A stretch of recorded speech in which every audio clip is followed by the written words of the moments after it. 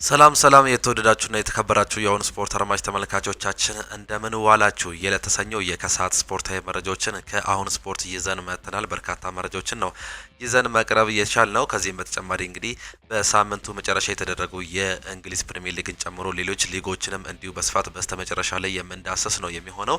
በክለብ መረጃዎቻችን የተለያዩ የክለብ መረጃዎችን ይዘን ቀርበናል። ስለ አርሰናል የምናነሳቸው ጉዳዮች አሉ። በተለይም ከትላንትናው ጨዋታ ጋር በተያያዘ እንግዲህ የሚነሱ በርካታ ሀሳቦች አሉ። ስለ ጉዳቶችም እንዲሁ የምንመለከት ነው የሚሆነው። የተወደዳችሁና የተከበራችሁ አድማጮቻችን በማንቸስተር ዩናይትድ ቤትም እንግዲህ የሚነሱ ነገሮች አሉ። በተለይም እንግዲህ ከካምባክ እንግዲህ ደል ማድረጋቸውን ተከትሎ አንዳንድ ሀሳቦች ይነሳሉ። በጥር የዝውውር መስኮት ደግሞ የሚፈለጉ ተጫዋቾች አሉ። ስለ እነሱም የምናነሳም ይሆናል። ሊቨርፑልም እንዲሁ ከተከታታይ ሽንፈት በኋላ ወደ ድል መመለሱን ነው የተመለከት ነው።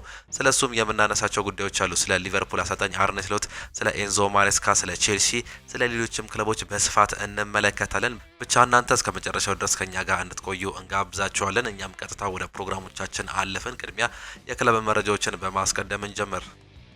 ከትላንትናው የለንደን ደርቢ ጨዋታ በኋላ እንግዲህ በርካታ ሀሳቦች ተነስተዋል። ከዚህ መካከል አሰልጣኝ ሚኬል አርቴታ ያነሷቸው ሀሳቦችን ስንመለከት በጣም ከባድ ጨዋታ ነበር ሲሉት ገልጸውታል።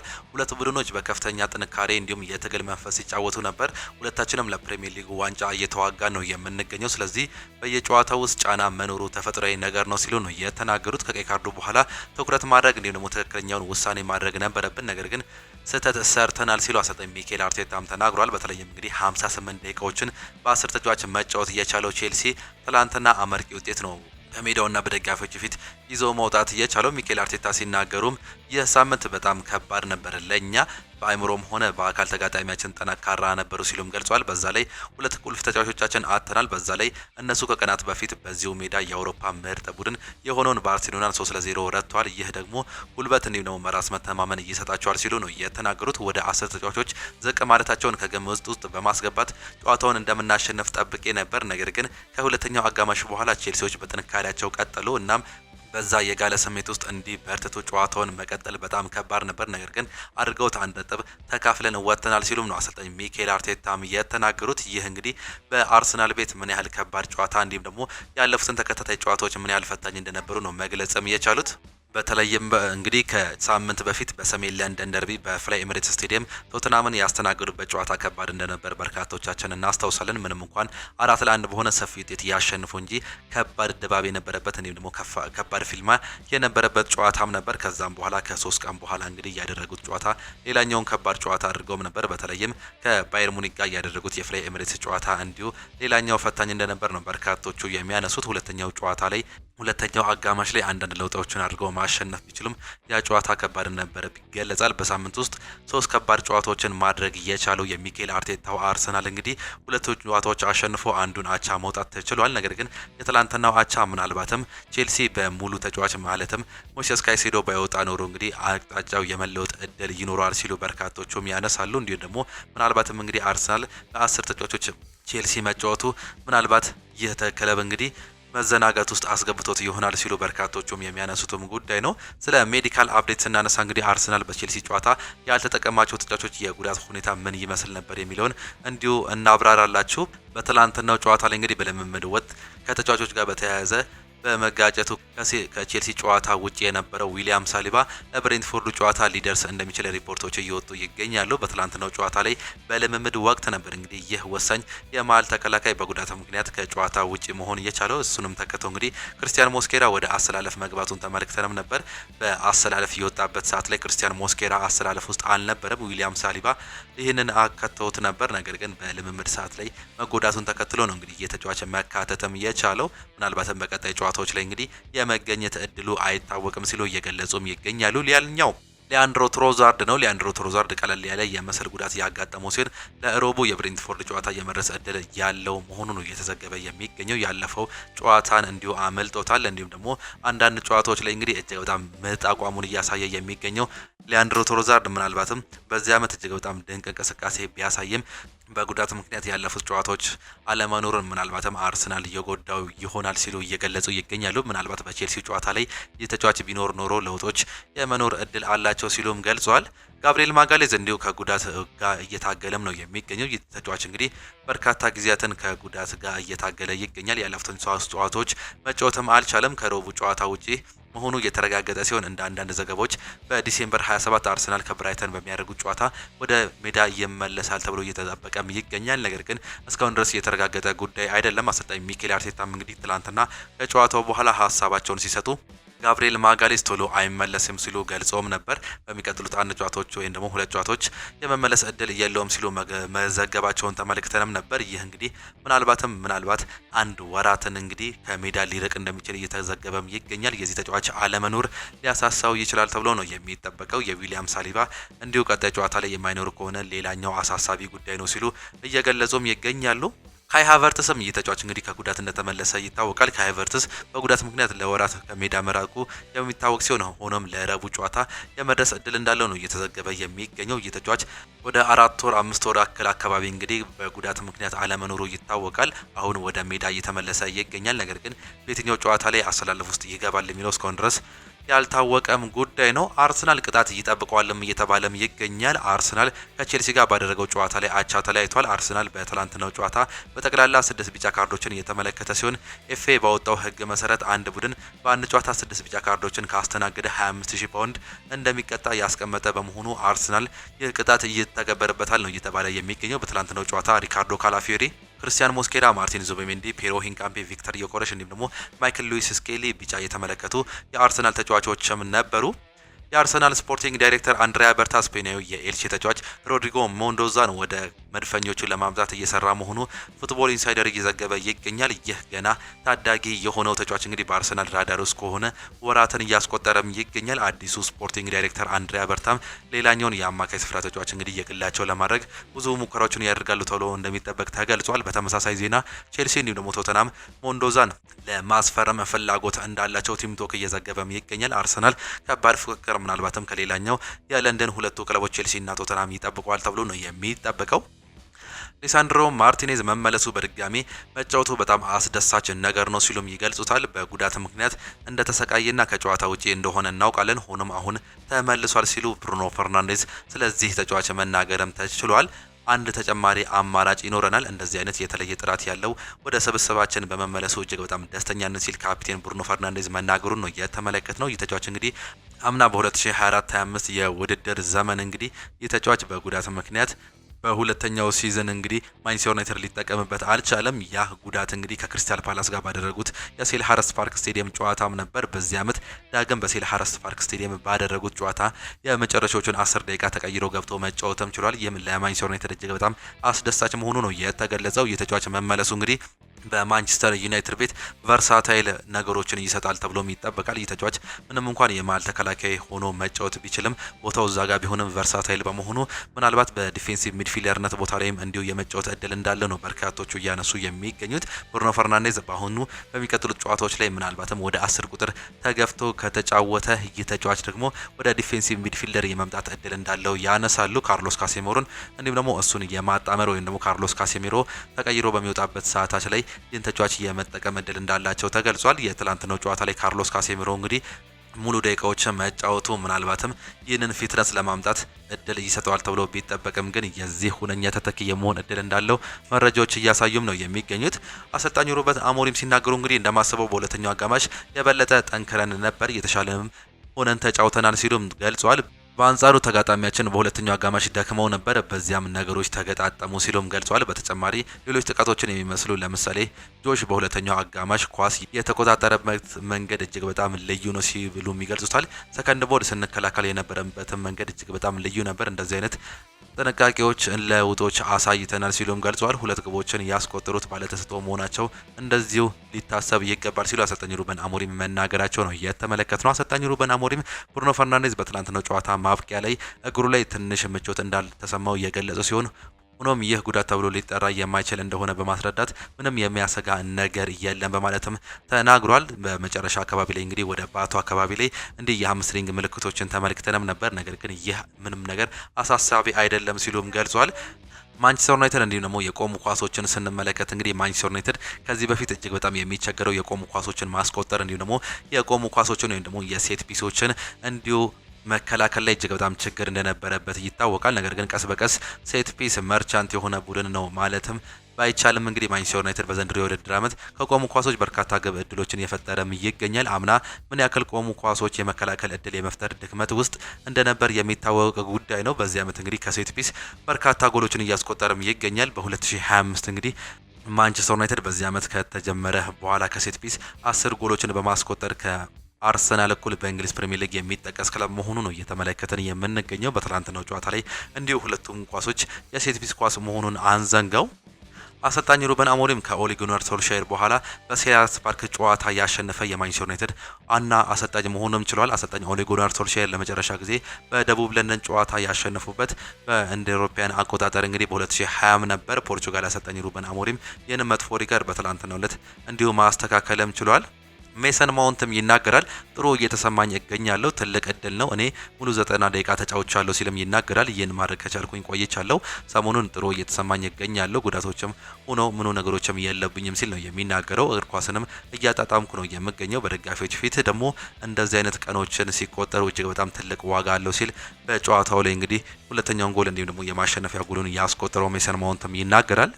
ኤንዞ ማሬስካም ሀሳቡን ይሰጣል። በየካቲት ወይም ደግሞ ወጋሚት ወር ላይ እዚህ ቦታ ላይ ከሆንክ ዋንጫውን ለማንሳት እንሞክራለን በማለት ነው ሀሳባቸውን እየገለጹ የሚገኙት። ይህም የሚያሳየው ወደ ዋንጫው ፉክክር ላይ እንደሆነን ያሳያል። የካቲት ወይም ደግሞ ወጋሚት ወር ላይ ሶስተኛ፣ ሁለተኛ ወይም ደግሞ እንደዚህ አይነት ከአካባቢ ደረጃ ላይ የምንገኝ ከሆነ አቋማችንን ይህንን የምናስተካክል ከሆነ ለዋንጫ ፉክክር ላይ እንደሆነን የምናረጋግጥ ይሆናል። ነገር ግን ገና አሁን ህዳር ወር ላይ ነው የምንገኘው። ይህም ለእኛ ከባድ ሊያደርገውም ይችላል። ነገር ግን አሁንም ቢሆን የምንጫወተው ዋንጫዎችን ለማግኘት ነው። ጥሩ ለውጦችን እያሳየን እንገኛለን። በትላንትናው ጨዋታ ላይ ደግሞ ጥሩ ተጫውተውልኛል፣ ተጫዋቾቼ እጅግ በጣም አስደስቶኛል ሲል መናገራቸውንም ተመለከትን። ሪስ ጀምስም ይናገራል። ሁሉም ሰው ያለበትን ቦታ እንዲሁም ደግሞ የምንታገልበትን ምክንያት ማየት የሚችል ይመስለኛል። ዛሬ ትልቅ ማሳያ ነበር ሲል ስለ ትናንትናው ጨዋታም ይናገራል። ምንም እንኳን ማሸነፍ ብንፈልግም ብዙ አዎንታዊ ነገሮችም አሉ ሲል ሀሳቡን መግለጹን ነው እየተመለከት ነው። ሲቀጥልም እንግዲህ ኩራት ይሰማኛል፣ ቡድኑ በጣም ወጣት ነው፣ ነገር ግን በአሁን ጊዜ በፕሪሚየር ሊግ አናት ላይ ካለው ቡድን ጋር በሚገባ ተፋንመናል፣ ለዛውም በ10 ተጫዋች ሲልም ይገልጻል። ፍርሃት አላሳየንም፣ እንዲሁም ጨዋታዎችን ለማሸነፍ ሞከርን። በሚያሳዝን ሁኔታ ያንን ማድረግ አልቻለም። ነገር ግን ከጨዋታው የምንወስዳቸው ብዙ አዎንታዊ ነገሮችም አሉ። ጨዋታውን ለማሸነፍ ነው መግባት እየቻለው። ምንም እንኳን በ10 ተጫዋች መጫወት ብንችልም በዚህም ሆነ በዛ 3 ነጥቡን ለማንሳት ነበር ፍላጎታችን ሲሉም ገልጸዋል። አሰልጣኝ አርኔ ስሎትም ይናገራሉ።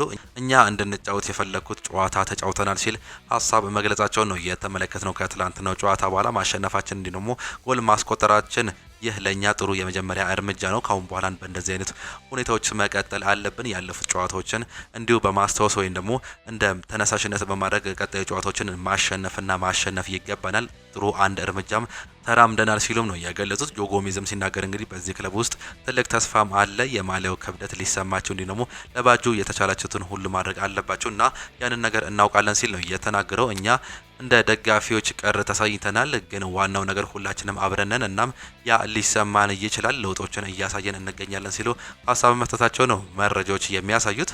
ላሚን ያማል ይናገራል። አዝናኝ ተጫዋች ነኝ ሲል ነው የሚናገረው። እንዲሁም ደግሞ ሪካርድ ለመስበር አልጫወትም ሲልም ይናገራል። የባርሴሎናው የፊት መስመር ተጫዋች የሆነው ላሚን ያማል የሚጫወተው ሪካርድ ለመሰባበር አይደለም በማለት አስተያየቱንም ነው የሰጠው። ይህ የ17 ዓመት ታዳጊ ተጫዋች ሁሉንም ሪካርዶች ለመስበር እንዲሁም ደግሞ ሚሊዮን ጎሎች ማስቆጠር አይደለም የሚጫወተው ያለው ላሚን ያማል እግር ኳስ የሚጫወተው ለመዝናናት ነው በማለትም ተናግሯል።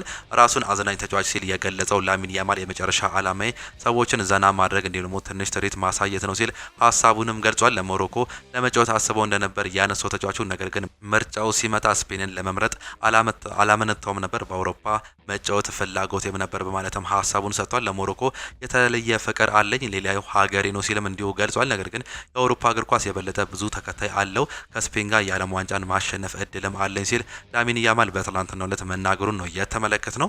ኦሊቨር ግራስነርም ይናገራሉ። ባለቤቶቹ ገንዘብ ማጣት አይወዱም ሲሉ ነው የተናገሩት። የክሪስታል ፓላስ ዋና አሰልጣኝ ኦሊቨር ግራስነር በክለቡ ባለቤቶች ደስተኛ አለመሆናቸውን እንዲሁ ከጨዋታው በኋላም ተናግሯል። በታሪክ ለመጀመሪያ ጊዜ በአውሮፓ መድረክ ስትሳተፍ ቡድኑ ላይ ገንዘብ ወጪ ታደርጋለህ እንጂ አትቆጥብም ሲሉ አሰልጣኙ ቅሬታቸውን ገልጿል። ክለቡ ቡድኑን አለማጠነክሩ እንዳበሳጫቸው ያስረዱት አሰልጣኙ ከዚያ ይልቅ ገንዘባችንን ቆጥበን መያዝ መርጠናል በማለትም ነው ሀሳባቸውንም የገለጹት። ሳርን በአፍሪካ ዋንጫ እናየው ይሆን ተብሎ ተጠይቀውም ነበር። ኢስማኤል ሳር ትላንትና ያጋጠመው ጉዳት ፍራቻ እንዳደረሰባቸው አሰልጣኝ ኦሊቨር ግራስነርም ተናግሯል። ተጫዋቹ በሞሮኮ አፍሪካ ዋንጫ ላንመለከተው እንደምንችል እንዲሁ በሰጡት አስተያየት ነው እየገለጹ የሚገኙት። ቀናት የሚቀረው የአፍሪካ ዋንጫ ላይ ምናልባትም የተጫዋች እንግዲህ የመገኘት እድሉ ጠባብ ነው ሲሉ መናገራቸውንም በስፋት ነው የተመለከት ነው። በስተመጨረሻም የሳምንቱ የመጨረሻ የሊግ ጨዋታዎችን እንመልከት። በእንግሊዝ ፕሪሚየር ሊግ እንግዲህ ያልተጠበቁ ውጤቶች በዚህ ሳምንት መመዝገባቸውን ተመለከትን። ቅዳሜ የተደረጉ ጨዋታዎችን በመመልከት ስንጀምር እንግዲህ ቅዳሜ 12 ሰዓት ላይ የጀመሩ በርካታ ጨዋታዎች ነበሩ። ሰንደርላንድ ከበርንማውዝ ጋር ያደረጉትን ጨዋታ የዚህ ዓመቱ ክስተት ሰንደርላንድ 3-2 ያሸነፈበትን አጋጣሚ ተመልክተናል። በዚህ ዓመት እንግዲህ ጥሩ እንቅስቃሴ እያደረገ የሚገኘው በካፒቴን ግራኒት ዣካ የሚመራው ሰንደርላንድ በሜዳውና በደጋፊዎች ፊት አሸንፎ ወደ ስድስተኛ ከፍ ማለቱን የተመለከትንበት አጋጣሚ በዚህ ሳምንት የነበረ ኢንሲደንት ነው። በጨዋታው ላይ እንግዲህ 2-0 ሲመሩ ቆይተው ነበር እንዲሁ 3-2 ማሸነፍ የቻሉት በርንማውዞች አሚኔ አድሊ እንዲሁም ደግሞ በቶኒ አዳምስ ጎሎች 2-0 መምራት ችለውም ነበር። ነገር ግን ኤንዞ ሊፊ እንዲሁም ደግሞ በትራውሬ ጎሎች 3-2 በሆነ ውጤት ማሸነፋቸውንም ተመልክተናል። 2-0 ሲመሩ ቆይተው ነው ከ30ኛው ደቂቃ በኋላ ያስቆጠሯቸው 3 ጎሎች እንዲሁ ወሳኙን 3 ነጥብ እንዲያሳኩ መንስኤ መሆኑም የቻለው። በጨዋታው ላይ በ96ኛው ደቂቃ ላይ ሊዩስ ኩክ በቀይ ካርድ ምክንያት በበርንማውዝ በኩል የወጣው አጋጣሚ እንዲሁ የሚጠቀስም ጉዳይ ነው። በርንማውዝ እንግዲህ በዚህ ዓመት ወደ እንግሊዝ ፕሪሚየር ሊግ ከመጣ በኋላ እጅግ በጣም ክስተት ጊዜውን ማሳለፍም ችሏል። ምንም እንኳን ያለፉትን ጨዋታዎች እንግዲህ ተቸግሮ ቢሆንም በስተመጨረሻም ወደ ድል መመለሱን ነው መመልከትም የቻለው። ከዚህ በፊት የነበራቸው 3 ጨዋታዎችን ማሸነፍ አልቻሉም ነበር። በሁለቷቸው በአንዱ ደግሞ ሽንፈት ማስተናገዳቸውን እናስታውስም ነበር።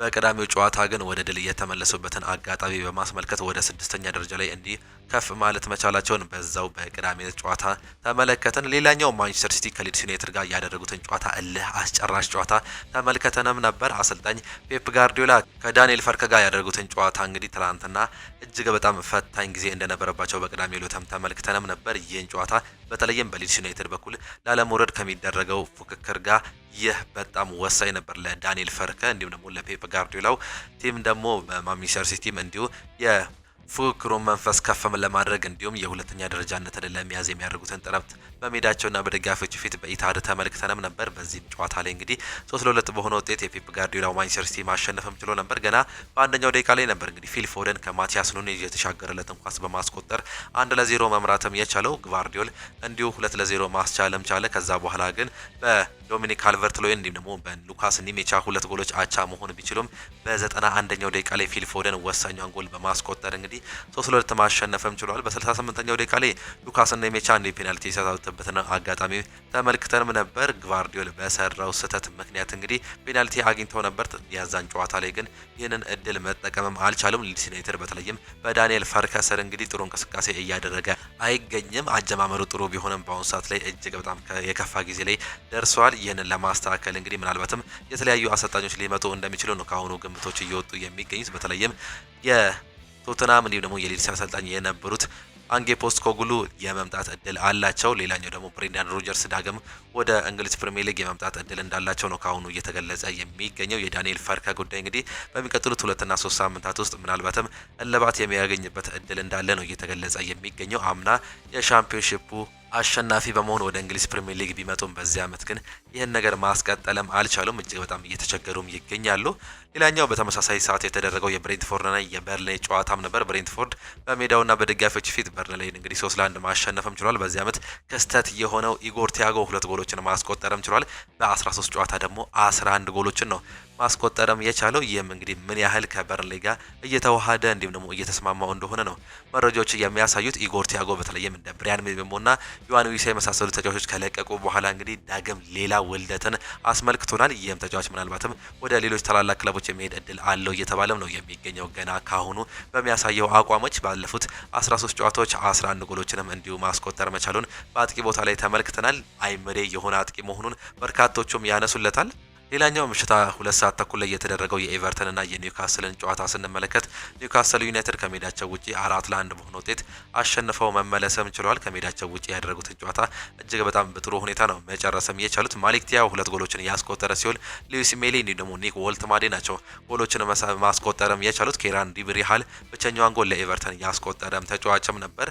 ቴርኖ ቫሪ ጎል ማስቆጠር ቢችልም በኤቨርተን በኩል እንግዲህ የተጫዋች ከጨዋታ ውጪ በመሆኑ ምክንያት በቫር እንዲሁ የተሻረበትንም አጋጣሚም ተመልክተንም ነበር። በጨዋታው ላይ እንግዲህ ኒውካስል ዩናይትድ ማሸነፉን ተከትሎ የደረጃ ሰንጠረዡን እንዲሁ ያስተካከለበትን አጋጣሚ በዚሁ ሳምንት ያየነውም ጉዳይ ነው። ወደ 13ኛ ደረጃ ላይ ከፍ ማለት እየቻለ ሲሆን ኤቨርተን በተቃራኒው ወደ 14ኛ ደረጃ ላይ ዝቅ ማለትም ችሏል። ሁለቱም ክለቦች እንግዲህ 18 ነጥብ በመያዝ ነው በአሁኑ 13ና 14ኛ ደረጃ ላይ መቀመጥም እየቻሉት።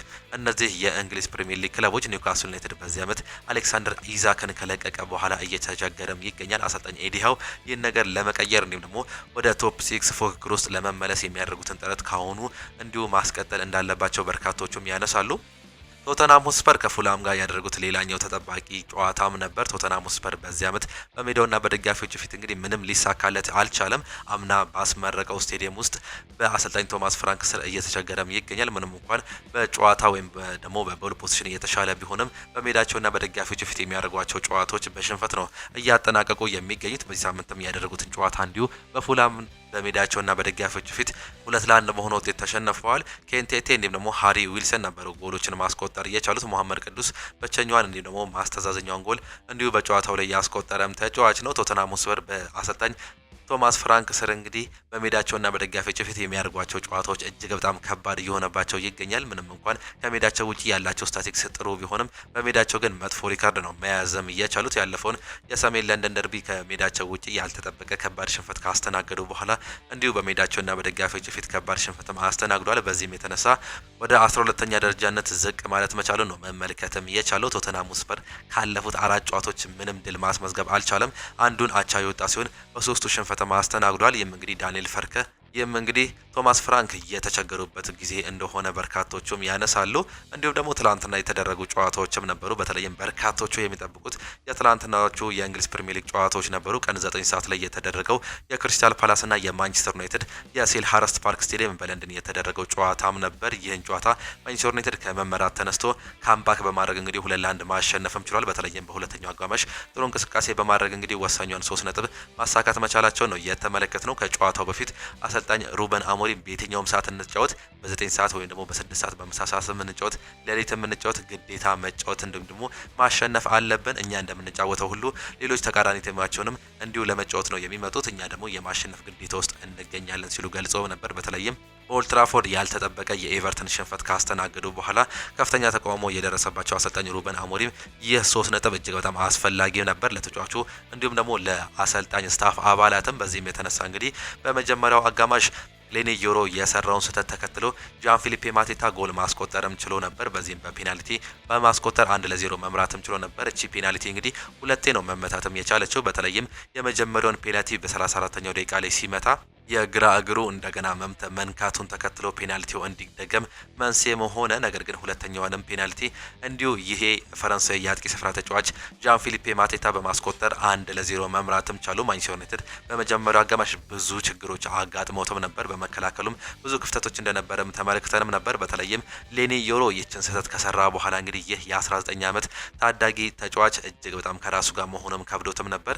በራሱ ሲበሳጭ እንዲሁም ደግሞ በራሱ ሲያዘን ተመልክተንም ነበር። በዚህ የተነሳ አሰልጣኙ ይህን ተጫዋች እንግዲህ በማስወጣት ለውጥ ማድረግም ችለውም ነበር። በተለይም በ54ኛው ደቂቃ ላይ ሌኒ ዮሮን አስወጥተው ኑሴር ማዝሮይን ማስገባትም ቻሉ። በዚህም የተነሳ የተከላካይ ስፍራው በትንሹም ቢሆን እንግዲህ ስቴብል መሆንም ችለውም ነበር። ከዛም በኋላ ማንቸስተር ዩናይትዶች በዛው በ54ኛው ደቂቃ ላይ ጆሹዋ ዚርክዚ ከብሩኖ ፈርናንዴዝ የተሻገረለትን ኳስ እጅግ በጣም በማራኪ አጋጣሚ ማስቆጠርም ቻለ። ጆሹዋ ዚርክዚ በዚህ ዓመት እየተተቸ የሚገኝ እንዲሁም ደግሞ ከማንቸስተር ዩናይትድ ጋር ለቃለው የሚል ተጫዋች እንደሆነም ይታወቃል። በተለይም በጥር የዝውውር መስኮት ወደ ቀድሞ ሊግ ወደ ጣሊያን ሊግ የመመለስ እድል እንዳለው በርካቶቹም ያነሳሉ። ሮማ፣ ኢንተር ሚላን እንዲሁም ደግሞ እንደ ጁቬንቱስ ያሉ ክለቦች ይህን ተጫዋች የግላቸው ማድረግ ከፍተኛ ፍላጎትም አላቸው። በዚህም የተነሳ ምናልባትም ይለቃል ተብሎ ቢጠበቅም የቤንያሚን ሼስኮ ጉዳትን ተከትሎ እንግዲህ ተከታታይ ለሁለተኛ ጨዋታ ጊዜ መሰለፍም ችሎ ነበር። ያለፈውን የኤቨርተን ጨዋታ በአቋሙ በርካቶቹ ሲተቹትም ነበር። በትላንትናው ጨዋታ ላይ ግን እጅግ በጣም ጥሩ እንቅስቃሴ ማድረግም ችሎ ነበር። በመከላከሉም ጥሩ ነበር። ኳስ በሚይዙበትም ጊዜ እንግዲህ እጅግ በጣም ከነ ብሩኖ ፈርናንዴዝ ከነ ሜሰን ማውንት እንዲሁም ደግሞ ብሪያን ምቤሞ ጋር ያለው ጥምረት ጥሩ እንደነበር በርካቶቹም ያነሳሉ። በ54ኛው ደቂቃ ላይ በጥሩ አጨራረስ ማንቸስተር ዩናይትድን አቻ ማድረግም ቻለ። እንዲሁ በ63ኛው ደቂቃ ላይ ብሩኖ ፈርናንዴዝ እንዲሁ ከሴት ፒስ ከቅጣት ምት የተሻገረለችው ለመምታት ሲሞክር ወይም ደግሞ ለማስቆጠር እንግዲህ ከሜሰን ማውንት ጋር ያደረጉት ታክቲክ በርካቶቹን እንዲሁ አስደንቋል። ብሩኖ ፈርናንዴዝ ለሜሰን ማውንት ነካ ነው ያደረገለት። እንግዲህ ወዴትም አቅጣጫ ኳሷን አላካትም። አጠገቡ ለነበረው ሜሰን ማውንት ነው በትንሹ ማቀበልም የቻለው ሜሰን ማውንት የመታትም ኳስ ወደ ጆርዳን ሄንደርሰን መረብ በመቀላቀል እንግዲህ 2-1 መምራትም ቻሉ ማንቸስተር ዩናይትዶች። ጨዋታውም እንግዲህ በዚሁ መጠናቀቅም ቻለ። ማንቸስተር ዩናይትድ በትላንትናው ጨዋታ ላይ እንግዲህ ጥሩ እንቅስቃሴ ማድረግ ቻለ። ሌላኛው ደግሞ የሊሳንድሮ ማርቲኔዝ ወደ ሜዳ መመለስ ነው። በ82ኛው ደቂቃ ላይ ሉክ ሾውን ቀይሮ በመግባት እንግዲህ ጥሩ እንቅስቃሴ ማድረግም ችሎ ነበር። የመጨረሻዎቹን 13 ደቂቃዎች ሊሳንድሮ ማርቲኔዝ ትላንትናም ከጉዳቱ በኋላ በመመለስ እንግዲህ ለማንቸስተር ዩናይትድ እንዲሁ በዚህ ዓመት የመጀመሪያ ጨዋታውን ማድረግም ችሏል። ማንቸስተር ዩናይትድ ማሸነፉን ተከትለው አሁን የደረጃ ሰንጠረዡን እንዲሁ ማስተካከልም ችሏል። ምንም እንኳን ያለፈውን ጨዋታ ቢሸነፍም እንግዲህ ትላንትና ማሸነፉን ተከትለው ወደ 7ኛ ደረጃ ላይ መምጣትም ችሏል። 21 ነጥብና አንድ ንጹህ ጎል በመያዝ እንግዲህ 7ኛ ደረጃ ላይ መምጣትም ችሏል። ከመሪው ከአርሰናል በ9 ነጥብ ዝቅ ብሎ እንዲሁም ደግሞ ከሁለተኛ ደረጃ ላይ ከሚገኘው ከማንቸስተር ሲቲ ከከተማ ተቀናቃኙ በ4 ነጥብ ዝቅ ብሎ እንግዲህ 21 ነጥብ በመያዝ 7ኛ ደረጃ ላይ መቀመጥም ችሏል። የዚህ ዓመት የእንግሊዝ ፕሪሚየር ሊግ ከሁለተኛ እስከ 9ኛ ደረጃ ያለው የነጥብ ልዩነት እጅግ በጣም አስገራሚ ነው። 5 ነጥብ ብቻ ነው ልዩነት ያለው ከሁለተኛ እስከ 9ኛ ድረስ። ይህም እንግዲህ ምን ያህል ገና እንደተጨናነቀና ሁሉም ነገሮች እንዳለዩ የሚያሳየም ጉዳይ ነው። ትላንትና ማንቸስተር ዩናይትድ ከሜዳቸው ውጪ ያደረጉትን የምሳሳ ጨዋታ አሸንፈው መመለስም ችለዋል። ሌላኛው ዌስትሃም ዩናይትድ ሊቨርፑልን ያስተናገደበት ጨዋታም ነበር። ሊቨርፑል ያለፉትን ተከታታይ የሜዳ የአንፊልድ ጨዋታ መሸነፉን ተከትለው እንዲሁም ደግሞ ዌስትሃም ያለፉትን 3 ጨዋታዎች አለመሸነፉን ተከትሎ ከሜዳቸው ውጪ የሚያደርጉት የሊቨርፑል ጨዋታ ምናልባትም ከባድ ይሆናል ተብሎም ተጠብቆም ነበር። ነገር ግን 2-0 ማሸነፍም ችሏል። በ13ኛ ሳምንት መርሃ ግብር በዚህ ጨዋታ ላይ እንግዲህ አሌክሳንደር ኢዛክ በእንግሊዝ ፕሪሚየር ሊግ ከፍተኛ ገንዘብ የወጣበት ይህ አጥቂ እንግዲህ ሪካርድ በሆነ ዋጋ ነው ከኒውካስል ዩናይትድ ወደ አንፊልድ መሄድም የቻለው። ከሊቨርፑል ጋር በእንግሊዝ ፕሪሚየር ሊግ ምንም አይነት ጎልም ማስቆጠር አልቻለም ነበር። በትላንትናው ጨዋታ ላይ ግን ብሎ የጀመረበትን የእንግሊዝ ፕሪሚየር ሊግ ጎል በ60ኛው ደቂቃ ላይ ከኮዲ ጋክፖ የተሻገረለትን ኳስ በማስቆጠር እንግዲህ መጀመርም ችሏል። በ92ኛው ደቂቃ ላይ ደግሞ ኮዲ ጋክፖ ራሱ እንዲሁ በማስቆጠር 2-0 ማሸነፍም ችሏል። አሰልጣኝ አርነ ስሎት ለማሸነፍ ነው የምንገባው፣ በእርግጥ በአሁኑ ሰዓት ላይ ያለ ነገር ጥሩ አይደለም፣ ነገር ግን ይህን ነገር ለማስተካከል እንሄዳለን ሲሉ ገልጿል። ይህ ነገር ሁሌም ተጠያቂነት የሚሆነው ወደ ራሴ ነው። ብዙ ተጫዋቾች አሉ፣ በተለይም በግል ብቃት ደረጃ እጅግ በጣም ጥሩ የሆኑ ተጫዋቾች አሉ፣ ወርልድ ክላስ የሆኑ ተጫዋቾች እንዳሉን ይታወቃሉ። ይህን ነገር አቅማቸውን ማውጣት የኔ ኃላፊነት ነው ሲሉ ገልጸውም ነበር። ባለፈው ጨዋታ ላይ እንዲሁ ማሸነፋቸውን እንግዲህ ይህ ለነሱ እጅግ በጣም ጥሩ መሆኑ ነው እየተገለጸ የሚገኘው። ወደ 11ኛነት ዝቅ ብሎ የነበረው ሊቨርፑል አሁን ወደ 8ኛ ደረጃ መምጣቱን ተመለከትን ከማንቸስተር ዩናይትድ እኩል 21 ነጥብ በመያዝ ነገር ግን ምንም አይነት የግብ ዕዳ እንዲሁም ደግሞ ጎል ባለማስቆጠር በዜሮ የግብ ዕዳ እንግዲህ አሁን 8ኛ ደረጃ ላይ መቀመጥ መቻላቸው ነው የተመለከትነው። በዛ ጨዋታ ላይ ማለትም በትላንትናው የዌስትሃምና የሊቨርፑል ጨዋታ ላይ ሉካስ ፓኬታ በ84ኛው ደቂቃ ላይ በቀይ ካርድ ምክንያት ከሜዳ መውጣቱን ተከትሎ እንግዲህ ሐሙስ በሚደረገው የማንቸስተር ዩናይትድ እና የዌስትሃም ጨዋታ ላይ እንደማይካተት ይታወቃል። ይህም ለማንቸስተር ዩናይትድ ሌላኛው ጥሩ ዞና ሆኖ ነው ያመሸው። ኖቲንጋም ፎረስት ከብራይተን ኤንድ ሆቭ አልቢዮን ጋር ያደረጉትን ጨዋታ ኖቲንጋም ፎረስት በሜዳውና በደጋፊዎች ፊት 2-0 ተሸንፏል። ኖቲንጋም ፎረስት እንግዲህ በአሰልጣኝ ሾንዳሽ እየተመሩ ያለፉትን ጨዋታዎች ማሸነፍም ችሎ ነበር። በተከታታይ 2 ጨዋታዎችን ማሸነፍ ቢችሉም ትላንትና በሜዳቸውና በደጋፊዎች ፊት በሲቲ ግራውንድ በብራይተን ኤንድ ሆቭ አልቢዮን 2-0 ተሸንፏል። ብራይተን ኤንድ ሆቭ አልቢዮን ማሸነፉን ተከትሎ እንግዲህ የደረጃ ሰንጠረዡን እንዲሁ ማሻሻል መቻሉን ነው የተመለከትነው። በአሁኑ ሰዓት ላይ ወደ 5ኛ ደረጃ ላይ መምጣትም ችሏል። 22 ነጥብና 5 ንጹህ ጎልም በመያዝ ኖቲንጋም ፎረስትን ስንመለከት አሁንም 16ኛ ደረጃ ላይ ተቀምጧል በ12 ነጥብና በ9 የግብ ዕዳ። ትላንትና በሜዳቸውና በደጋፊዎች ፊት ነው እንግዲህ በአሰልጣኝ ሾንዳሽ እየተመሩ የተሸነፉት። አስቶን ቪላ ከወልቨርሃምፕተን ጋር ያደረጉትን ጨዋታ 1-0 ያሸነፉበት እንዲሁ የሚጠቀስም ጨዋታ ነው። አስቶን ቪላዎች በሜዳቸው ነው ትላንትና ማሸነፍ የቻሉት። ይህም እንግዲህ የደረጃ ሰንጠረዣቸውን ስቴብል እንዲሆኑ አድርጓቸዋል። በቶፕ 4 ውስጥ የሚገኙት አስቶን ቪላዎች 24 ነጥብና 5 ንጹህ ጎል በመያዝ እንግዲህ ከቼልሲ እኩል ነጥብ በመያዝ 4ኛ ደረጃ ላይ መቀመጥም ችሏል። ከሊጉ መሪ አርሰናል ያላቸው የነጥብ ልዩነት 6 ነጥብ ብቻ ነው። የሁለት ጨዋታ ልዩነት ብቻ ነው ያላቸው። ምንም እንኳን አጀማመራቸው መጥፎ ቢሆንም አስቶን ቪላዎች በስተመጨረሻ ግን ወደ ሪትማቸው መግባትም ችሏል። ትላንትናም የሊጉ ግርጌ ላይ የሚገኘውን ወልቨርሃምፕተንን ነው 1-0 ማሸነፍም የቻሉት። በርካቶቹ ሲጠብቁት የነበረው ጨዋታ ግን የለንደን ደርቢ የቼልሲና የአርሰናል ጨዋታ በስታንፎርድ ብሪጅ ምሽት 1 ሰዓት ተኩል ላይ የጀመረም ጨዋታም ነበር። በተለይም እንግዲህ የሞይሰስ ካይሴዶና የዲክላን ራይስ የእነዚህ የሁለቱ የአማካይ ስፍራ ተጫዋቾች እርስ በርስ ፍጥጫም ይጠበቅ ነበር። ነገር ግን ገና በ38ኛው ደቂቃ ላይ ሞይሴስ ካይሴዶ በሰራው ጥፋት ምክንያት በስትሬት ሬድ ካርድ ከሜዳ መውጣትም ችሏል። ይህም ቼልሲን እጅግ በጣም ያዳከመበት አጋጣሚም ነበር። ቼልሲ የመጀመሪያዎቹን 20 እና 25 ደቂቃዎች በጣም በጥሩ ሁኔታ እንዲሁ ማጥቃትም ችሎ ነበር። አርሰናልን ሲያስጨንቅም ቆይቶም ነበር። ነገር ግን በ38ኛው ደቂቃ ላይ ሞይሴስ ካይሴዶ የሰራውን ጥፋት ተከትሎ እንግዲህ ቫር ይችን ቢጫ በማንሳት ወደ ቀይ ካርድ መቀየሩን ተከትሎ ከሜዳ መውጣትም ቻለ። ቼልሲ ምናልባትም ከዛ በኋላ ይፈተናል ተብሎ ቢጠበቅም እንግዲህ በትላንትናው ጨዋታ ላይ የኤንዞ ማሬስካው ታክቲክ እጅግ በጣም አመርቂ ሆኖ ማምሸትም ችሏል። በ10 ተጫዋች የተጫወቱት ቼልሲዎች በሜዳቸውና በደጋፊዎች ፊት ነጥብ ተጋርተው መውጣታቸውን ነው እየተመለከትነው። 1-1 በሆነ ውጤት ማጠናቀቅም ችሏል። አርሰናል ትላንትና እንግዲህ ከሜዳቸው ውጪ ምንም እንኳን ከባድ ጨዋታ ቢያጋጥማቸውም ይህ ጨዋታ በተለይም የሞይሴስ ካይሴዶ በቀይ ካርድ መውጣት ለአርሰናል ቅድሚያ እንዲሰጥ በርካቶቹ ከጨዋታው በኋላ ገምተውም ነበር። ነገር ግን ይህ ሊሳካም አልቻለም። ይህ የለንደን ደርቢ በተለይም ለንደን ሰማያዊነት ወይስ ደግሞ ቀይናት የሚለው ክርክር ትላንትናም እንግዲህ እንዲሁ ቀጥሎም ነው ማምሸትም የቻለው። ገና በ48ኛው ደቂቃ ላይ በሁለተኛው አጋማሽ ትሬቨር ቻሎባ ከኮርና የተሻገረለትን የሪስ ጀምስ ኳስ በቴስታ በማስቆጠር 1-0 መምራትም ቻሉ። በ59ኛው ደቂቃ ላይ ከቡካዮ ሳካ የተሻገረውን ኳስ ሚኬል ሜሪኖ በማስቆጠር አቻ ማድረግ ችለውም ነበር። ነገር ግን በዚህ ጨዋታ ላይ ሌሎች ጎሎችን መመልከትም አልቻለም። አንዳንድ ሙከሮችን በሁለቱም ቲሞች አካባቢ ተመልክተንም ነበር። 4-4 ታርጌቶችን መሞከረውም ችለው ነበር። ነገር ግን ሌሎች ጎሎችን ማስቆጠርም አልቻሉም። ቼልሲ በሜዳውና በደጋፊዎቹ ፊት በመልሶ ማጥቃት እጅግ በጣም ጥሩ እንቅስቃሴ ማድረግም ችሎ ነበር። ኳሱን በሚያዝ ረገድ ደግሞ አርሰናሎች የተሻሉ እንደነበር ነው መመልከት እየቻለው። በሙከራ ረገድ ቼልሲዎች 11 ሙከሮችን ያደረጉ ሲሆን 4 ኦን ታርጌትም ነበሩ። በተቃራኒው አርሰናል ስንመለከት 8 ሙከሮችን አድርጎ 4 ኦን ታርጌት እንደነበር ነው መመልከትም የቻለው። አርሰናል ትላንትና በተለይም እንግዲህ የቀይ ካርዱን መመልከት ተከትሎ ምናልባትም ጥሩ አድቫንቴጅ አግኝቷል ተብሎ ቢጠበቅም በስተመጨረሻ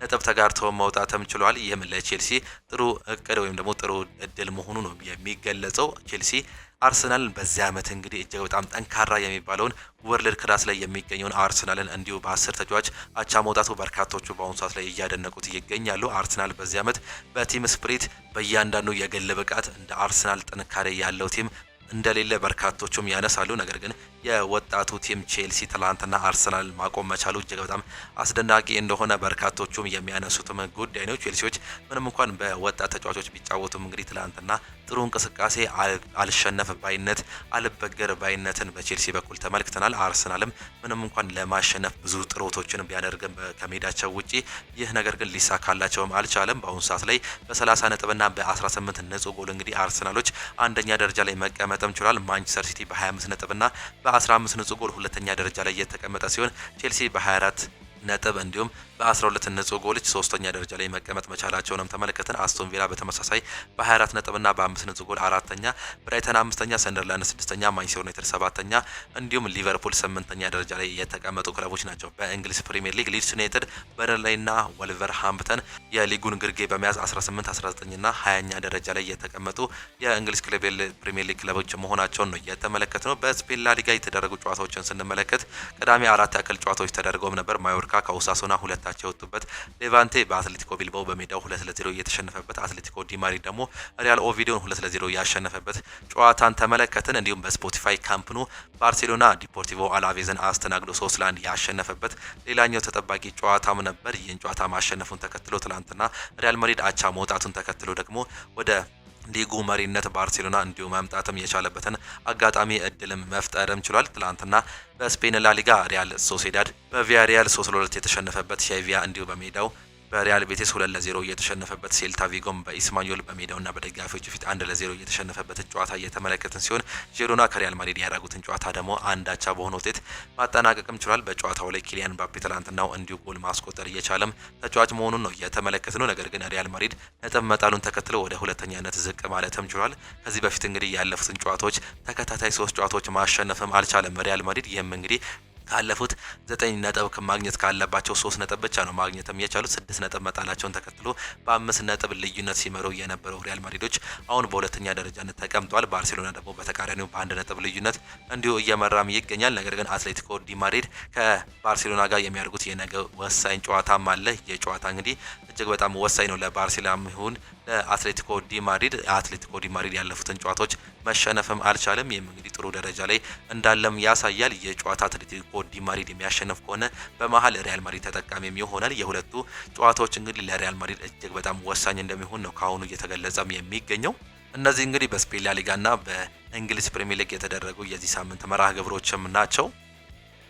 እጅጉን የተወደዳችሁና የተከበራችሁ የአሁኑ ስፖርት አለማች ተመልካቾቻችን ለዛሬ የነበረን ስፖርታዊ መረጃዎቻችን ይህንን እየመስሉ ነበር። ፕሮግራሞቻችንን እንዴት አያችኋቸው? ሀሳብ አስተያየታችሁን ኮመንት ቦክስ ላይ ልታጋሩን ትችላላችሁ። ይህ ይጨመር፣ ይህ ይቀነስ፣ በዚሁ ቀጥሉበት የምትሏቸውን ሀሳቦች ኮመንት ቦክስ ላይ አጋሩን። ኮመንት ቦክሳችን ሁሌም ክፍት ሆኖ ነው የሚቆየው። የዛሬ የከሰዓት ፕሮግራሞቻችን በዚሁ የሚጠናቀቁ ይሆናሉ። በነገው ጠዋት ፕሮግራሞቻችን ሰፋ ያለ መረጃን ይዘን የምንቀርብ ነው የሚሆነው። በተለይም ከነገ ጀምሮ የሚደረገው የእንግሊዝ ፕሪሚየር ሊግ እንዲሁም ሌሎች ሊጎች ጨዋታዎች ይኖራሉ። እሱንም በስፋት ይዘን የምንቀርብ ይሆናል። እስከ ነገ ጠዋት ፕሮግራሞቻችን ድረስ ግን ቻው ቻው፣ መልካም ጊዜ፣ መልካም ምሽት እንዲሆንላችሁ ተመኘን።